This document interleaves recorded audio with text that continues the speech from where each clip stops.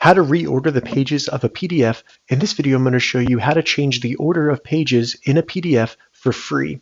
And if this video helps you, please consider giving it a like and also subscribe to my channel because that really helps me out.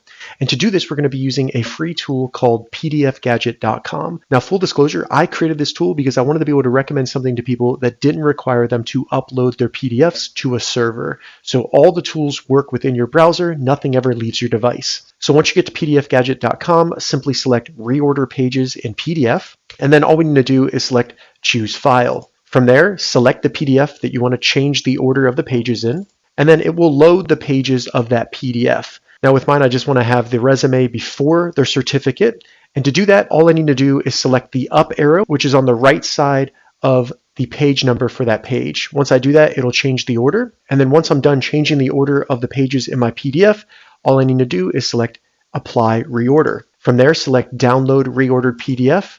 When I do that, I have the option to save that, or I can just open it, which is what I'm going to do. And you can see that now the resume is before the training certificate. If this video helped you, give it a thumbs up, and please consider subscribing to my channel.